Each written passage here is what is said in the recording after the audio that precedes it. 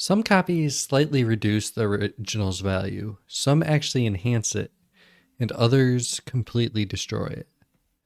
But why? Welcome to the Story Truth Mine, where we extract truths about the world and about human beings from stories.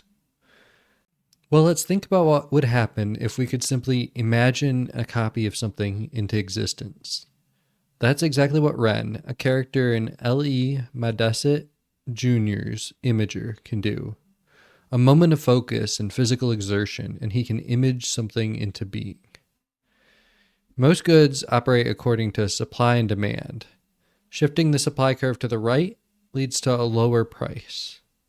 They can get a little bit more complicated if there's a monopoly, but the gist is the same. Scarcity leads to a higher price and abundance to a lower one.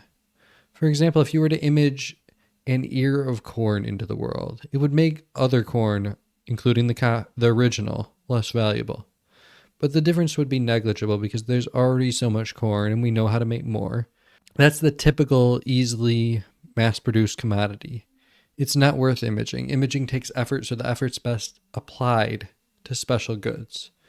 So what do imagers image?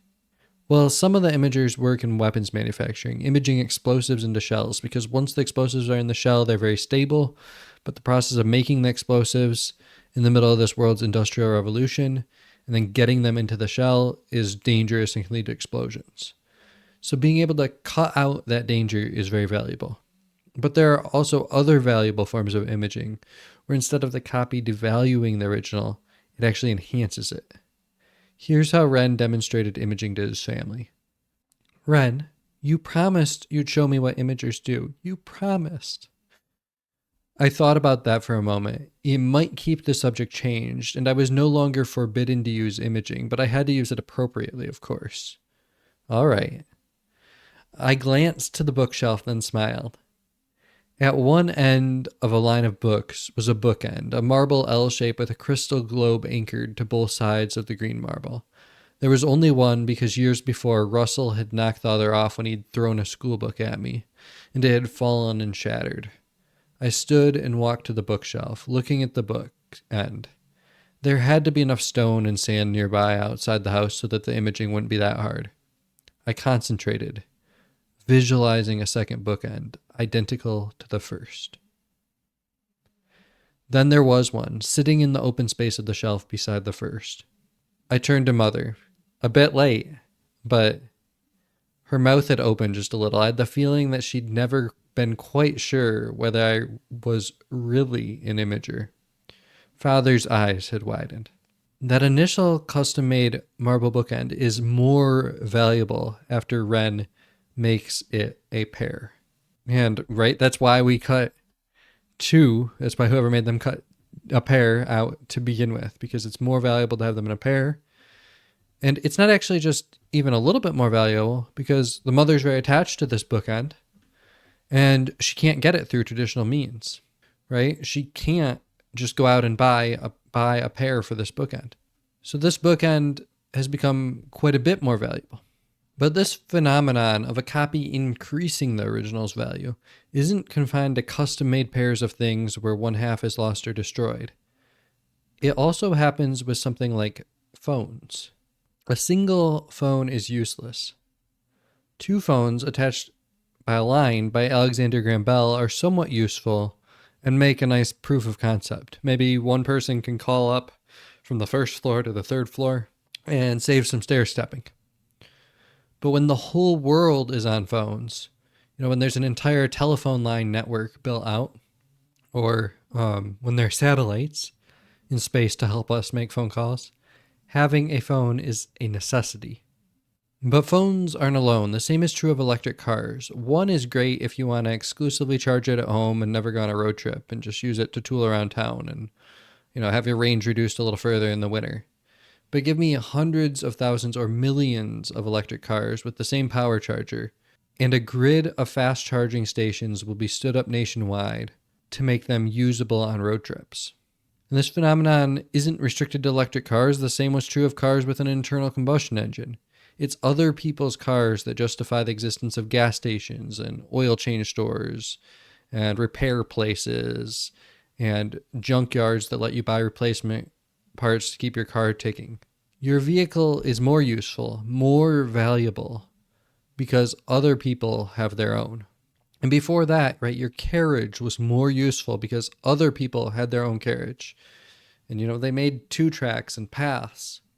Horses were bred to be stronger to pull carriages, right? None of that could happen if there was only one carriage in the world. And so what makes your carriage useful, somewhere other than just a perfectly flat natural place, is the fact that there are other carriages in the world. But there are also some things whose value, it doesn't just get marginally decreased. It doesn't have its value increase, but its value is actually destroyed by a perfect copy. And these are things that depend upon a unique story or faith. Ren's mentor gives the example of a precious jewel of religious significance.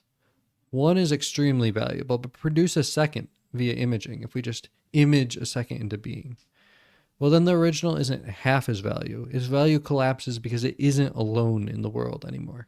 Something like cryptocurrency is the same. Imagine that tomorrow someone finds a way to generate a new Bitcoin without mining it.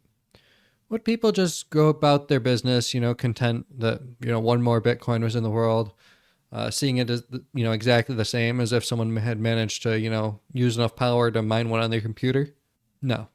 There would be a complete loss in faith and a collapse in the price of Bitcoin because the way of manufacturing them was no longer secure, and the story that we tell, that we can track every Bitcoin from inception and that they're becoming harder and harder to create, would collapse.